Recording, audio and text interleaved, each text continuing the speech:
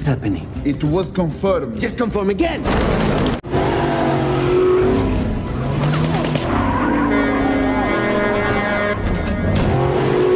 Already on it.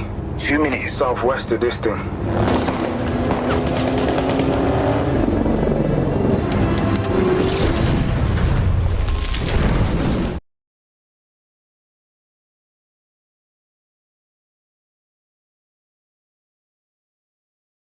Gak pakai banyak bacot, langsung aja kita masuk film actionnya untuk Baku Hantam. Di awal film kita akan diperkenalkan dengan para penjahat yang merampok sebuah kendaraan pengangkut senjata di Odessa, Ukraina. Tidak hanya itu saja, mereka juga membantai para ilmuwan yang mengambil senjata AI yang super canggih. And to find out who the seller is, who the buyer is, and with the price tag of around 10 billion, I don't think we can afford for it. 2 hari kemudian, kita diperkenalkan dengan seorang agen intelijen bernama Nathan. Nathan dipanggil ke kantor pemerintah. Setibanya di sana, Nathan diberi tugas oleh salah satu petinggi pemerintah bernama Kennington untuk merebut kembali senjata AI yang dicuri 2 hari yang lalu. Awalnya, Nathan menolak, namun akhirnya ia setuju mengambil misi itu setelah Kennington menjelaskan apabila senjata tersebut jatuh ke tangan yang salah, maka dunia akan hancur. Untuk melancarkan misinya ini, Nathan pun menyodorkan seorang mata-mata super untuk memimpin pasukan. Dia bernama Orson. Melihat itu, awalnya Kennington menolak karena bayarannya sangatlah mahal. Terlebih lagi, ia juga banyak maunya. Sebagai gantinya, Kennington menyarankan agar Nathan untuk memakai jasa John saja. Nathan pun menjelaskan jika saat ini John sudah bekerja di pesaingnya, yaitu Mike. Karena tak ada pilihan lagi, akhirnya Kennington setuju dan Nathan pun pergi ke Afrika menemui Orson yang sedang berlibur. Bicycle courier. Fuck are you doing here, Nathan?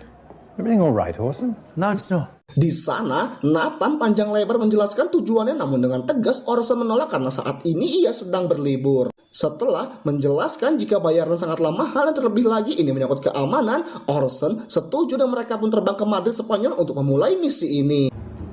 You've been spying on me, Nathan. I am sorry. And that remains a mystery for you to solve.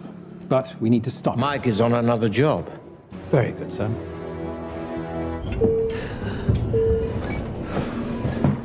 Setibanya di Madrid, sudah ada 2 orang yang menunggu Orson. Dia bernama Sarah dan juga JJ. Sarah merupakan seorang peretas hebat, sedangkan JJ seorang sniper dan ahli dalam segala hal. Dan faktanya ternyata mereka berdua dibayar untuk membantu Orson dalam misi kali ini. Dance. Hello, John.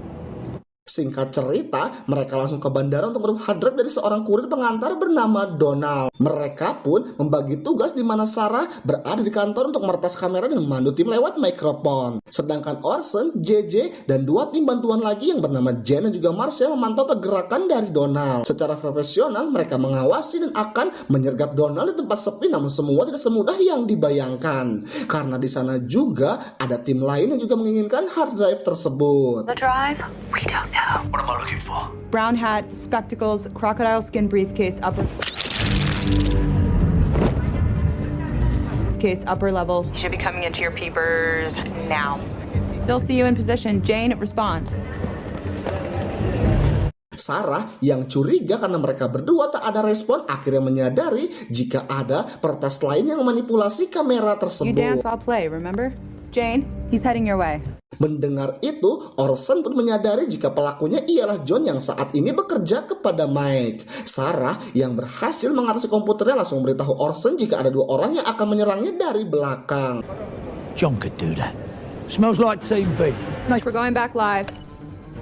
JJ, change of policy. 1.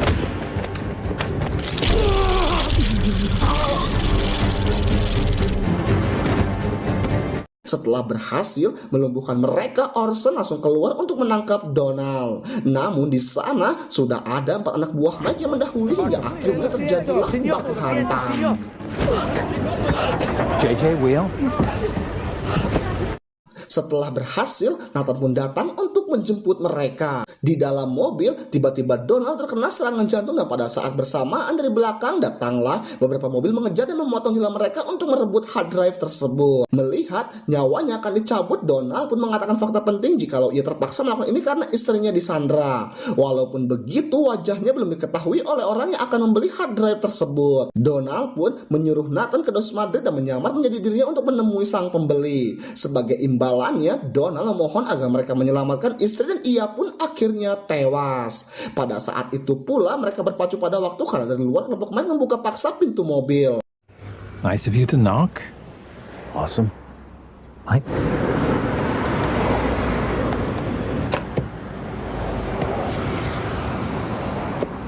Dari mikrofon, Sarah menjelaskan jika mereka tak perlu khawatir karena benda itu berguna tanpa adanya kata sandi. Jalan satu-satunya ialah Nathan harus menyamar menjadi Donald untuk mengetahui siapa yang akan membeli hard drive tersebut. Singkat cerita, Nathan pun menyamar menjadi Donald dan menemui sang pembelinya. Sarah yang mendeteksi wajahnya dari kamera akhirnya mengetahui jika salah satu dari mereka bernama Ben Harris yang merupakan seorang pengacara dari bos mafia penjual senjata ilegal yang bernama Simon. Melihat itu, Orson pun merasa pesimis dan tak yakin bisa menangkap Simon karena ia sangatlah lincah dan salah satu pedagang senjata terbesar di dunia. Sarah mengetahui jika Simon menyukai anak yatim dan sangat ngefans dengan artis bernama Danny Francisco yang mana akhirnya ia mempunyai sebuah ide untuk memanfaatkan itu semua. Dengan cepat mereka bergegas kembali ke Amerika untuk menjemput Danny. Oh, we picked up some time. Wake up, everybody! Jack, get out of the... Singkat cerita, akhirnya Orson bertemu dengan Danny. Ia menyamar sebagai manajer baru Danny Francisco. I'm sorry, kid. Di sana Orson meminta tolong pada Danny untuk mengikuti acara amal yang akan diselenggarakan oleh Simon di Perancis. Awalnya Danny menolak dengan tegas, namun akhirnya ia tak bisa berkutik lagi setelah Orson menunjukkan jika ia mempunyai video panas Danny dengan kakak iparnya. Tak ingin nama keartisannya hancur akibat video 19 detik itu, akhirnya Danny pun mau menuruti kehendak dari Orson. Tanpa panjang lebar, mereka bertiga pun pergi menggunakan speedboat. Setibanya di kapal pesiar tempat acara Simon, Orson dan Sarah menyuruh Danny untuk mengalihkan perhatian Simon, sedangkan mereka akan mencari informasi sebanyak mungkin di sana. Dan benar saja, Simon yang melihat Danny langsung menemui dan mengajaknya berbincang-bincang. Orson dan Sarah yang merancang strategi tak sengaja melihat keberadaan anak buah Mike sewaktu di bandara sebelumnya. Melihat itu, mereka langsung menyadari jika Mike juga sedang mencari informasi di sini. Mereka pun berpencar di mana Sarah masuk ke salah satu ruangan untuk memasang mikrofon, sedangkan Orson mengikuti dan juga mengajar anak buah Mike dengan mode santuy. JJ, Who's innocent? Can I hear Orson? Sorry. How can I help you, sir? relax. There is a limit.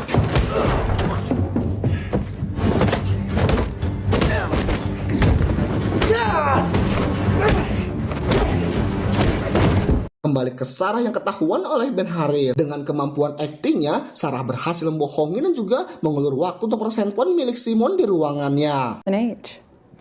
Wow. You're... Yes, sir. Good work. Ramp it up. Rich people, if you... Setelah Orson selesai membuang anak buah mereka ke tengah laut, secara langsung ia lari ke atas untuk menemui Danny. Good luck, Vincent. Di atas, Simon langsung menawarkan Danny dan juga Sarah untuk mampir ke vilanya yang berada di Turki karena ia ingin menunjukkan gaya hidup mewah serta harta kekayaannya. Tak lama kemudian datanglah rekan-rekan bisnis dari Simon. Di sana mereka berebut meminta foto kepada Danny, sedangkan Simon membisikkan Sarah untuk menjadi simpanannya dan ia akan memberikan harta yang cukup banyak. Orson pun datang dan mengajak mereka semua untuk pergi dari tempat itu. Scene pun berpindah ke Nathan dengan JJ yang sedang mendengarkan pembicaraan Simon kepada rekan bisnisnya. Well, Alexander. Dari pembicaraan itu terungkaplah jika senjata itu akan dijual dengan harga $10 miliar dan yang lebih penting lagi, ternyata Simon hanya perantara saja karena pembeli yang asli belum terungkap identitasnya. Pagi harinya mereka pun briefing membahas siapa orang yang akan membeli senjata itu. So accept his offer to go away.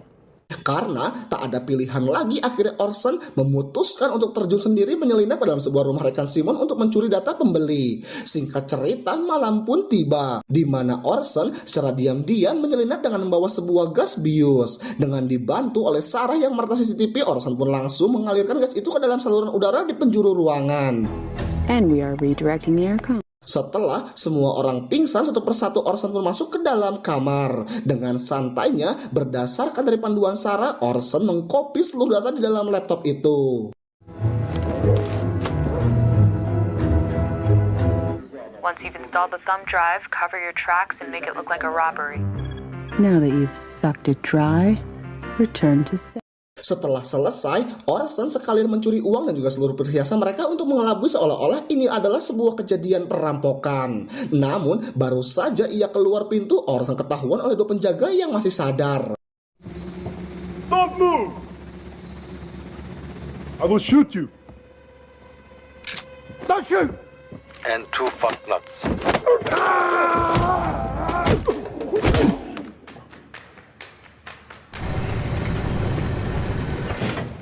What's that?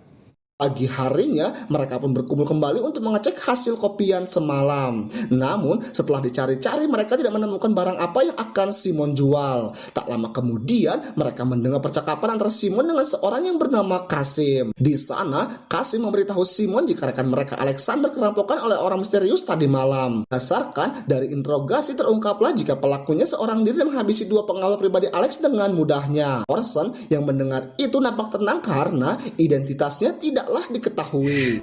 You drop your chopsticks. You got shut in your face. Sarah yang dari tadi meretas mereka akhirnya berhasil mendapatkan titik lokasi sekaligus identitas Kasim yang ternyata ia merupakan seorang pejabat pemerintah Turki. Tidak itu saja, mereka juga mengetahui jika Simon dan Kasim akan mengadakan pertemuan rahasia dalam 3 hari lagi. Untuk mengetahui apa yang akan mereka lakukan, Nathan menyuruh Sarah juga Danny untuk menerima undangan Simon main di vilanya di Turki. A diplomat located in the Turkish government's office in Antalya, Turkey. I don't know. Find out from Greg exactly what it is he's buying. We need a confirmation on that. Sarah dan juga Danny yang telah tiba di Turki disambut dengan khusus oleh Simon bersama pengawalnya. Tak ingin buang-buang waktu, Simon langsung menunjukkan seluruh koleksi mobil antiknya. Di sana Simon melihat jika Danny menyukai salah satu mobil milik Simon. It's not really with me, I haven't had. Tanpa pikir panjang, Simon langsung memberikannya kepada Danny dan mereka berdua pun langsung melakukan test drive. If you got this car, I wanted this car. How did the leap from millionaire to billionaire change you? Right, interesting question. Slow down, Danny Francesco. You are driving. Sedangkan Sarah yang tinggal di villa bergegas melakukan rencananya untuk meretas komputer Simon. Hi, Michaela. Yeah, looping monitor. They have some sort of adolescent. Berpindah ke Orson dan juga JJ yang ternyata saat ini sedang memantau pergerakan dari Kasim. Di sana Orson dibuat terkejut karena ia melihat ada Mike juga memantau Kasim. Sarah yang selesai meretas CCTV langsung melancarkan aksinya mengotak-atik komputer Simon untuk mencari informasi. Orson yang melihat Ben Harris memutuskan untuk membuntutinya secara diam-diam. Tak butuh waktu lama, Sarah mengetahui dan melaporkan kepada Nathan jika Simon hanya membeli senjata AK-47 hasil rampokan. Nathan yang mendengar itu nampak kecewa karena mereka telah salah orang karena Simon bukanlah pembeli senjata AI yang mereka cari. What's he buying? Hold on. I picked up a file. Nathan pun menghubungi Orson untuk kembali karena mereka sudah salah orang. Namun Orson yang sudah sangat yakin jika Simon terlibat memutuskan untuk tetap membuntuti Ben Harris secara diam-diam. The handle, it's firearms. We're following the wrong rabbit. You go back to bed. Ben Harris yang sudah mengabari itu langsung mengabari Simon jika ia dibuntuti. Do we pick him up? No. JJ yang menyadap pesan dari Ben Harris mengetahui dan mengabari Orson jika ia sudah ketahuan. Tidak itu saja, JJ juga menyuruh Orson untuk mengambil tindakan karena Ben Harris minta bala bantuan dari Simon. Mendengar itu Orson pun langsung menyergap dan menghajar pengawal Ben Harris dengan sangat mudah. Deal with that. Yes, sir. Thank you.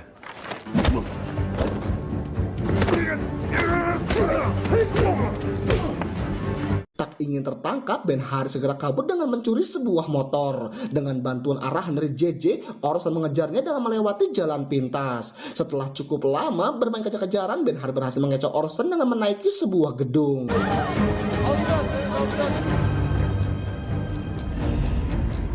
Karena Orson tak mempunyai akses ke dalam gedung itu, Orson memutuskan untuk mengejarnya melewati tangga. Melihat jika ada orang, Ben pun memiliki ide untuk mengelabui Orson. Di sana Ben Harris berpura-pura minta tolong untuk dipotongkan. Setelah itu, secara diam-diam dia memasukkan HP-nya ke dalam saku orang itu. Dan pada saat Orson tiba di atas, dia tak menemukan keberadaan Ben Harris padahal lokasinya telah akurat. What did you do that for? Orson yang bingung lantas melihat ke bawah dan alangkah terkejutnya ia setelah melihat jika ada mayat tergeletak di bawah. Dan faktanya itu adalah orang tadi yang didorong oleh Ben Harris. Ben juga mencoba mendorong Orson dari belakang, namun dengan refleksnya Orson berhasil menghindarinya. JJ pun bergegas mengangkut mayatnya dan mereka pun segera kembali. There's in the back. Setibanya di markas, mereka mendapatkan kabar dari Kennington jika data yang dikirim oleh Sarah dari komputer Simon adalah benar. Dan juga mereka akan bertransaksi cakar hard drive untuk mengaktifkan senjata itu. Tak main-main, senjata tersebut ternyata dapat melancarkan serangan nuklir yang pelakunya tak bisa diketahui. Walaupun begitu, orang yang akan membeli hard drive itu belum mengetahui wajah Ben Harris karena mereka bertransaksi hanya melalui pesan suara. Mengingat jika Ben Harris telah tewas, akhirnya Orson memutuskan untuk menyamar menjadi Ben Harris demi menggagalkan para penjahat yang akan menghancurkan bumi. Agar semuanya lancar, Orson meminta bantuan Sarah untuk mengubah suaranya agar mirip dengan Ben Harris pada saat dia menelpon Simon nanti. Setelah semua rencana disusun rapi, Orson langsung menemui pembeli hard drive tersebut. Between the newspaper and info extracted from his phone.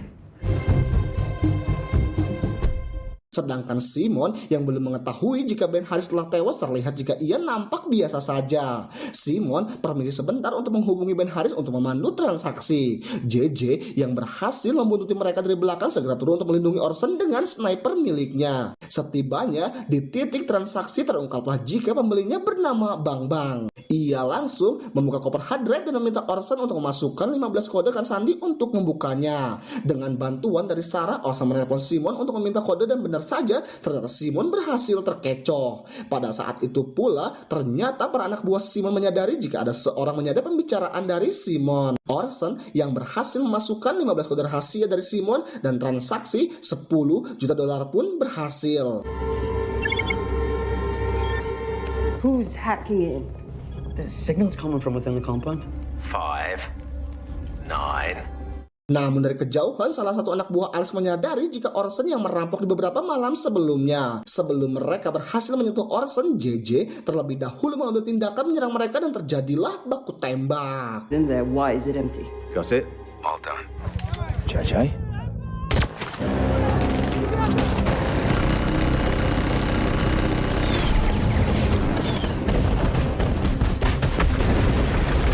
What's happening? It was confirmed. Just confirm again!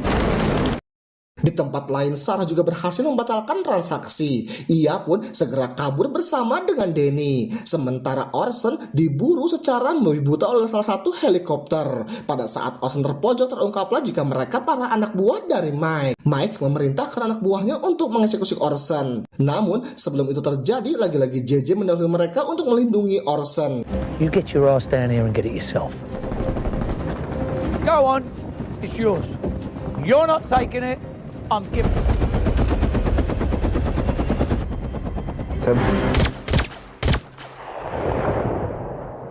Simon yang menyadari jika Sarahlah yang meretasnya mengerahkan banyak pasukannya untuk segera memburu Sarah dan juga Danny. Dengan kemampuan skill menembaknya, Sarah berhasil menumbangkan salah satu mobil anak buah Simon.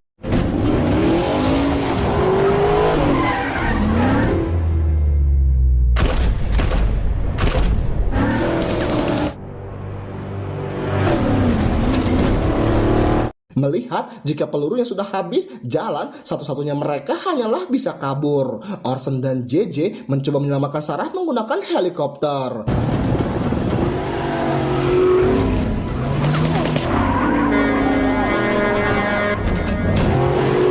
Already on it. 2 minutes southwest of this thing.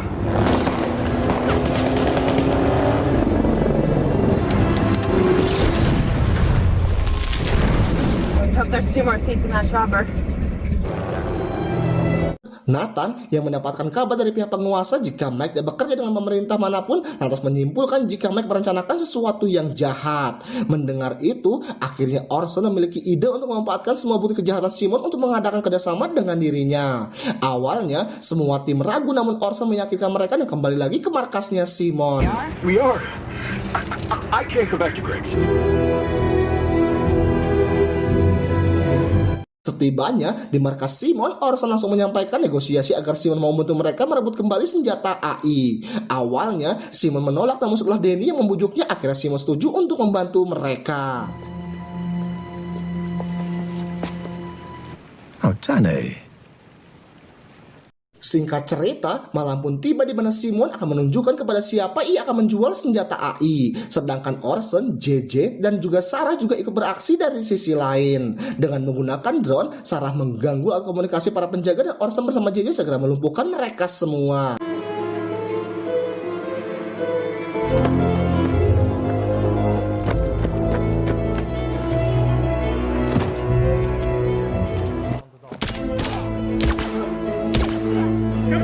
Setibanya dalam ruangan, ternyata Mike menjual senjata itu kepada Trent dan juga Arnold. Mereka merupakan rekan bisnis Simon sewaktu di acara amal sebelumnya. Dan di sana pun terungkap jika mereka membelinya untuk menghancurkan mata uang dunia sehingga akan menciptakan kekacauan dan anarki di mana-mana. Selagi Simon memecah konsentrasi mereka, Orson juga JJ membedah semua anak buah Mike dalam senyap. Agar lebih cepat, Orson menaiki sebuah mobil sembari menembaki mereka. Now you can.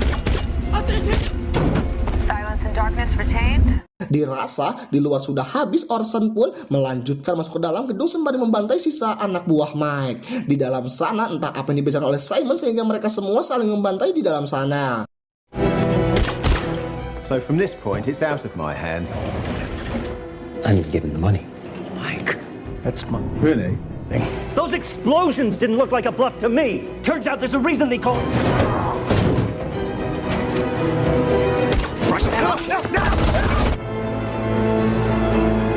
Setelah Orson berhasil menghabisi semua anak buah Mike, dia pun langsung masuk ke dalam ruang transaksi. Di sana, Orson terkejut melihat jika semua orang sudah tak bernyawa. Sesaat ia akan pergi membawa senjata AI, ternyata di belakang Mike menyerang Orson. Mike yang tak bisa bela diri nampak dihajar secara membabi buta oleh Orson. Setelah berhasil menang, Orson pun keluar dan dijemput oleh JJ dan juga Sarah. What you got in the case? No wages. Keesokan paginya, mereka pun pergi ke Qatar untuk memberikan senjata itu kepada Nathan. Karena misi sebelumnya telah sukses, di sini Nathan memberi mereka pekerjaan lagi dan bayarannya jauh lebih tinggi. Namun dengan tegas, Orson menolak karena mereka ingin berlibur ke Pulau Kemarau untuk melepaskan penat terlebih dahulu. Dan akhirnya, alur cerita film action ini pun usai. 96 hours. A week. See you next Tuesday. Hold on.